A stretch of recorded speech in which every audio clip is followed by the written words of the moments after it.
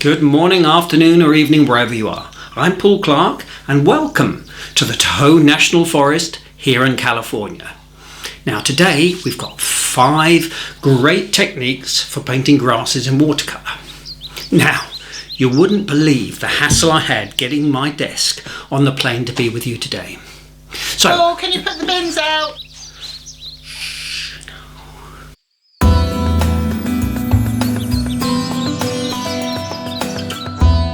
So, this is another subscriber's choice, so please don't forget to leave some suggestions below in the comments and we'll see what we can come up with.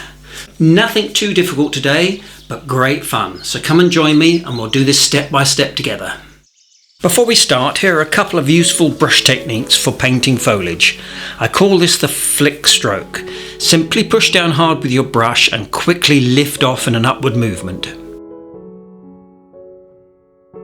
If you do this with a much drier mix of paint, you get this delightful dry brush effect, looking something like a fern.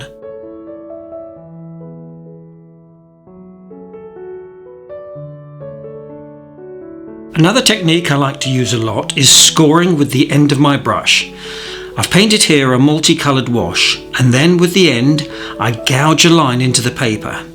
As the paint sinks into the groove, it creates a darker version of the colour above. More of this later. Paint in a dark yellow ochre wash, dropping in a few green tones and a little burnt umber.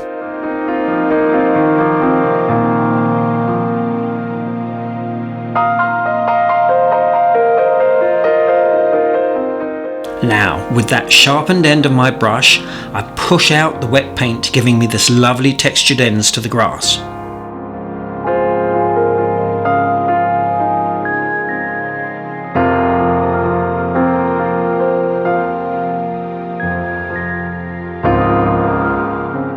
While it's still wet, I use my number 3 rigger and paint in a few longer blades, including a few dots to suggest some seedy bits.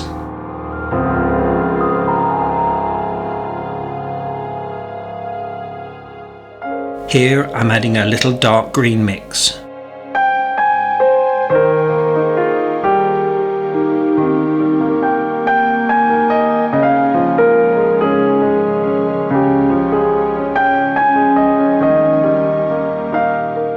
Same again on this side, but I'm painting a little smaller to give the impression that this clump is a little bit further back.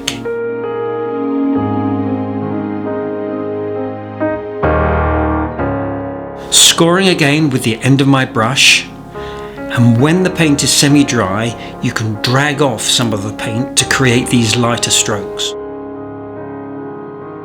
Now just a few darker details.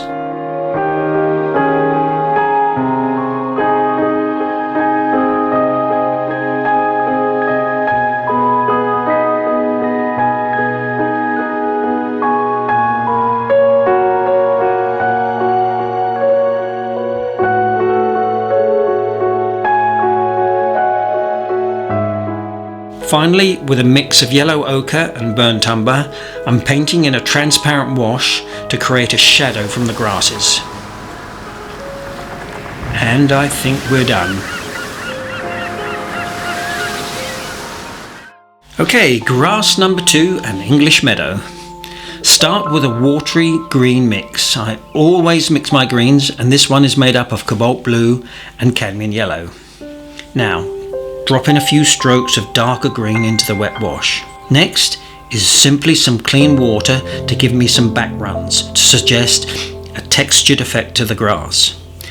Link above on how to create back runs. End of brush again and score into the wet wash some short score lines, keeping each stroke moving in the same direction.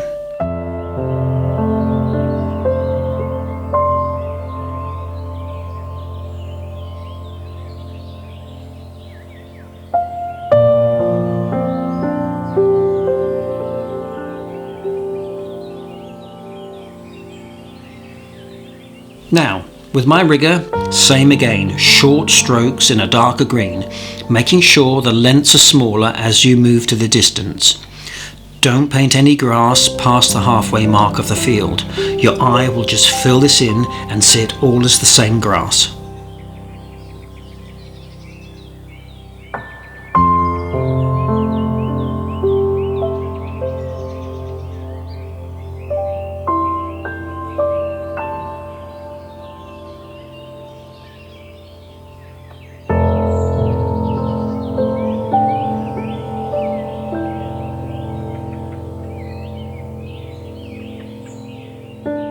Now for a few little shadows. What are these for, I hear you ask? White pastel pencil for a few sheep. And you can clearly see that these sheep are the Romney Marsh breed by the heavy fleece and well set neck and shoulders. Anyway, I think we're done.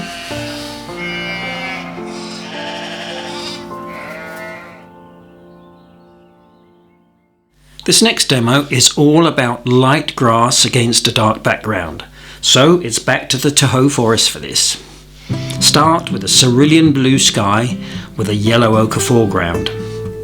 You can be very loose with this as it's only going to be our underwash.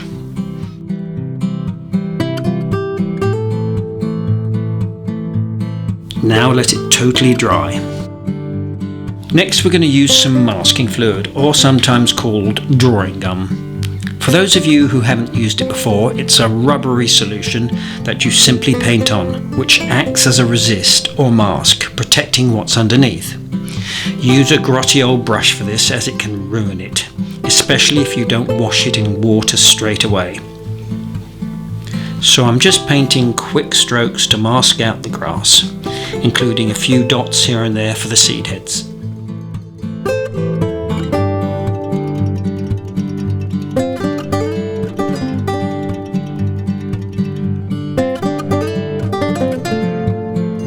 Now we're going to paint in the background. You can paint in whatever you want, as long as there's plenty of darker areas, especially towards the middle, to give a contrast for the grasses to stand out against.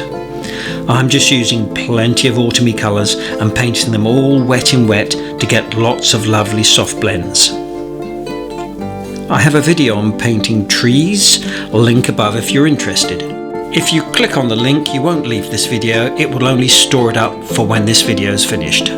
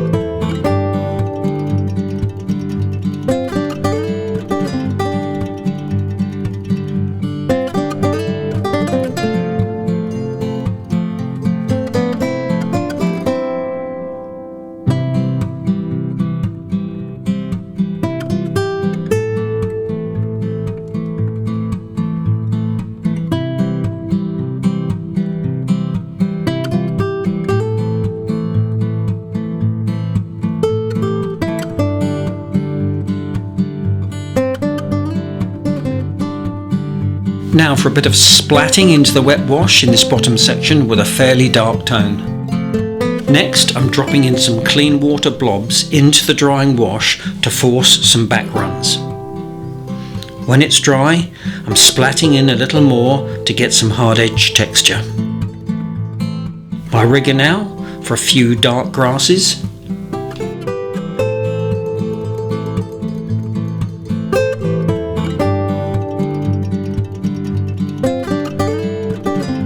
Now it's totally dry, we can use a couple of fingers to lightly lift off the masking fluid.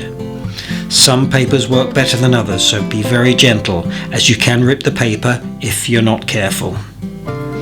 Then just brush away the excess waste.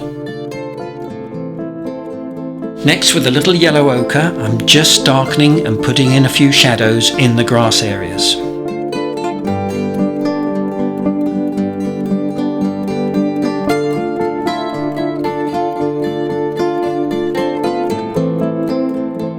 Next, with a rigger, a few more darker blades, and these ones will come on top of everything as we've now removed the masking fluid.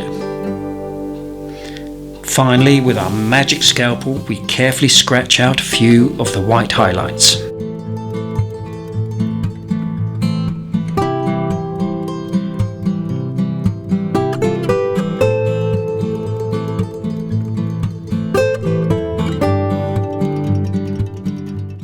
We're done.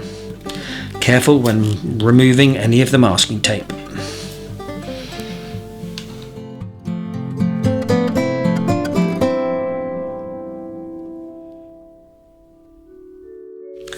The answer, my friend, is blowing in the wind for grass number 4. With my flat brush, I'm painting in some quick diagonal strokes in a 50-50 mix of cobalt blue and cadmium yellow, then dropping in a few darker and warmer tones at the bottom. Next, with my gardener's spray bottle, lightly spray above with clean water without saturating the paper completely. Now, with my rigger, paint in some tall grass details. As you can see, when the paint hits the droplets of water, you get this lovely feathery edge.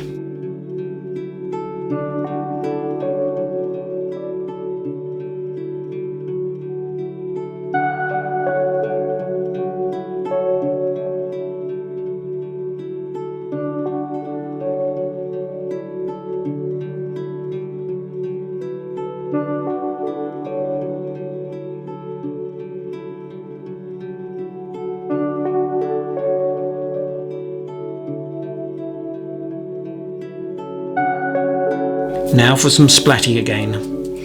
The sky area is still wet, so we get some lovely blurry flicks giving a sense of movement. Of course, end of brush again to score in a little detail.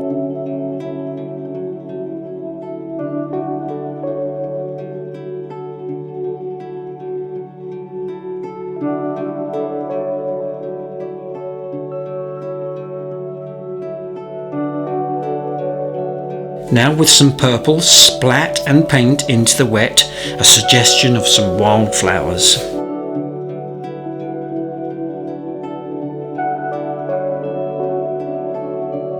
Let it dry, and then with my rigger again, paint with a dark green a few more grass details.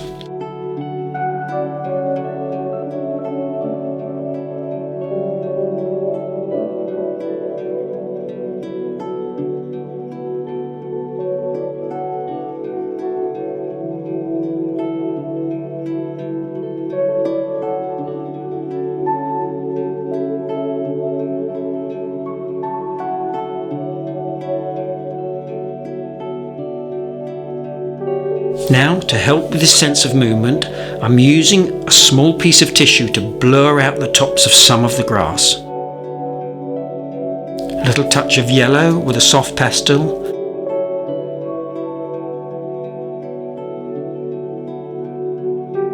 And blur the edges with my finger.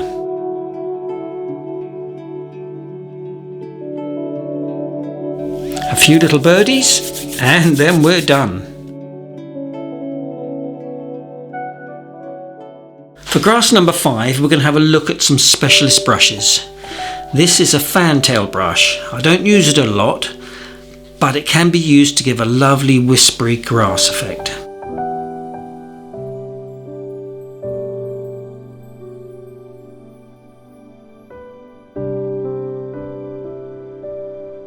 Now I have my own brush. I call it a manky brush. It's a cheap old paintbrush that I've given a bad haircut.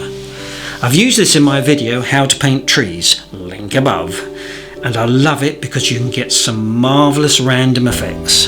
Keeping the brush flat, I lightly dab the surface.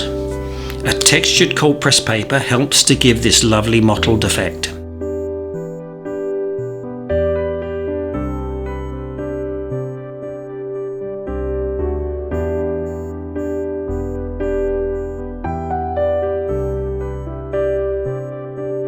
Now in with some purple for some thistle heads.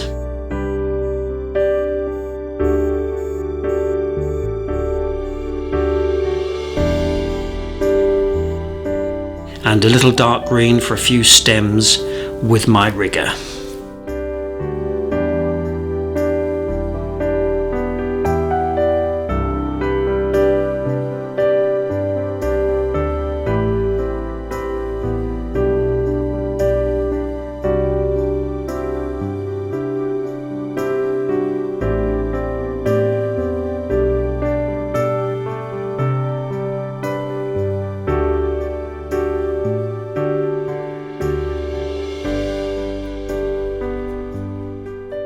And I think we're there. Coming up now are a few paintings that I've done over the years using the techniques that we've learnt today. So please have a look.